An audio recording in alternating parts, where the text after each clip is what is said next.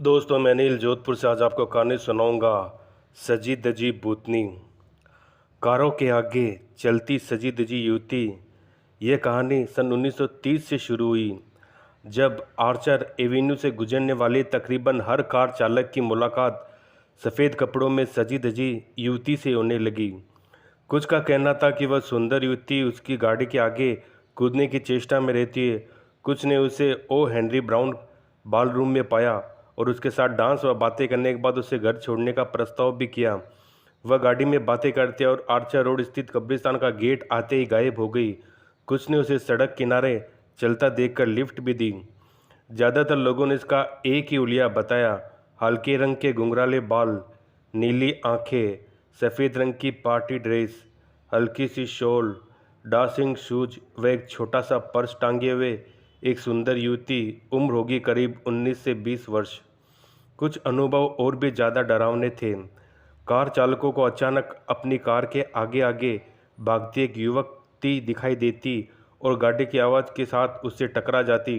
वे हड़बड़ा कर नीचे उतरते तो चारों ओर सन्नाटे के सिवा कुछ नहीं होता। कुछ को युवती दिखाई देती और उसके साथ ही उनकी गाड़ी उनमें से पार निकल जाती। पीछे देखने पर वह सड़क पर हंसते हुए खड़ी मिलती। इसके बाद भयभीत ड्राइवर अगले पुलिस स्टेशन में अपनी कहानी सुना रहे होते।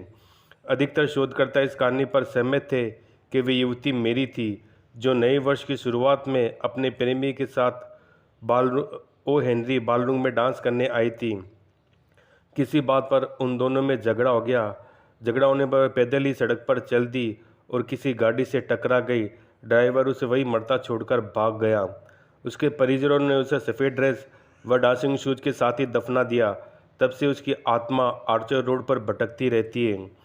यूँ तो मेरी से मिलने की अनेक कहानियाँ सामने आई, लेकिन 10 अगस्त 1976 की रात वह न सिर्फ दिखाई दी, बल्कि 10:30 बजे कब्रिस्तान से गुजरते हुए कार चालक ने सफ़ेद ड्रेस में एक युवती को गेट की लोहे की सलाखें पकड़े देखा, जो उन्हें तोड़ने का प्रयास कर रही थी।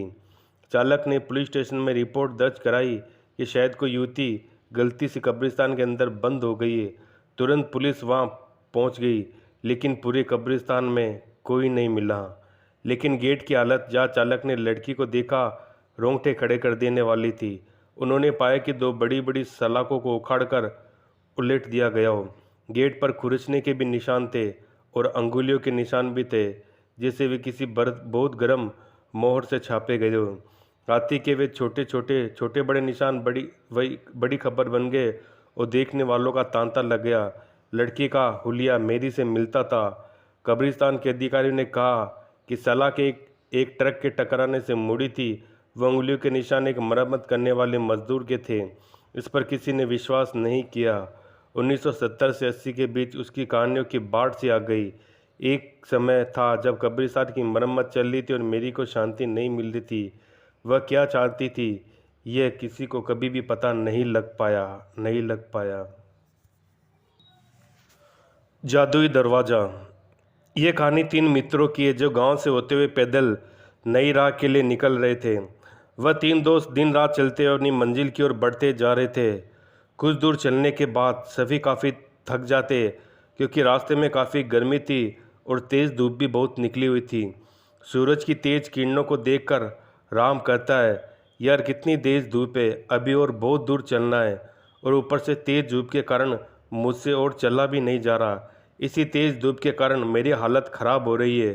राम की बात सुनकर मित्र गोविंद कहता है, हाँ तुमने ठीक कही, मैं अब अगर एक कदम भी चला तो यहीं गिर जाऊंगा। या जल्दी से कहीं रहने का इंतज़ाम करो। गोविंद को इस हाल में देखकर राम कहता है, यार इस घने जंगल में कहाँ रहने के लिए जगह मिलेगी। श्याम और गोविंद, इन तीनों दोस्त पैदल चलते ही जा रहे थे। तभी कुछ देर में एक बड़ा सा पेड़ नजर आता है। पेड़ को देखकर तीनों दोस्त जैसे जैसे चलते हुए पेड़ तक पहुंचते और पेड़ तक पहुंचते ही सभी चैन की सांस लेते हैं और वहीं बैठकर आराम करने लगते हैं। और तीनों दोस्त आपस में कहते हैं, यहाँ कितनी ठंडक है, कितना आराम है दोस्तों, कुछ देर यहीं आराम किया जाए। और हम लोगों को 2-3 घंटे आराम करने के बाद ही चलेंगे। फिर तीनों दोस्त वही आराम करने लगते और आराम करते करते वहीं पर सो जाते हैं। सुबह से शाम हो जाती और सभी वही सोए रहते। थोड़ी देर बाद राम उठता है और सभी को उठाता है। अंगड़ाई लेते हुए श्याम कहता है, यार थोड़ी देर और सोने दो, काफ़ी आनंद आ रहा है। राम तभी श्याम को कहता है, नहीं यार जल्दी से उठो, हमें अब अपनी राह पर निकलना है और गोविंद को उठाओ जल्दी। राम की बातें सुनकर वह उठ जाता है और गोविंद को उठाता है। तीनों दोस्त उठते हैं, फिर से सफ़र में चलने के लिए निकलते हैं। काफ़ी रात हो गई थी। शाम को एक गुफा दिखता है और शाम गुफा देखकर कहता है सभी को, यार वहाँ देखो एक गुफा है। तब राम जवाब में कहता है, गुफा में हमें क्या करना है, हमें अपनी राह में चलना है क्योंकि हमें जल्दी से अपनी मंजिल तक पहुँचना है।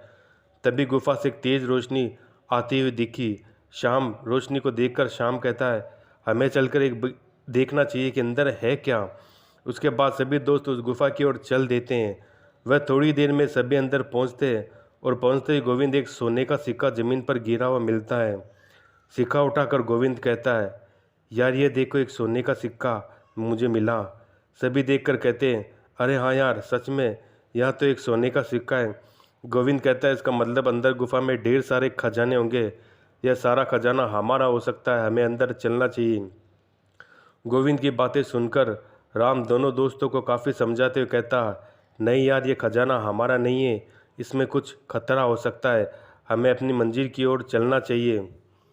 पर उसके दोस्त नहीं समझते और उसे डरपोक कहकर गुफा से जाने को कह देते हैं और राम को मजबूरन अपने दोस्त के साथ अंदर जाना पड़ता है। जैसे ही तीनों दोस्त अंदर गुफा में जाते हैं, सबकी नज़र दरवाजे पर थी।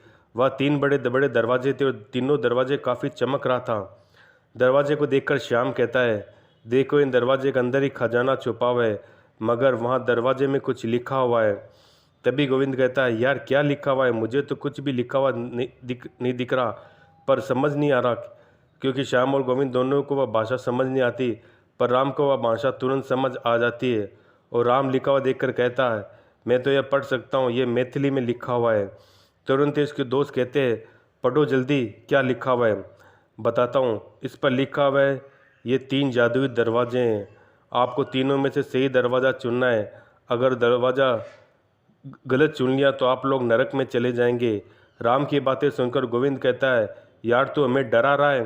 और राम की बात को नहीं मानते और तभी अचानक पहला जादुई दरवाज़ा से आवाज़ आती है ऊंची आवाज़ में, मेरे पास आओ, मेरे पास ढेर सारे खजाने। और फिर दूसरा दरवाजे से आवाज़ आती है, मेरे पास आओ, यहाँ एक खजाना।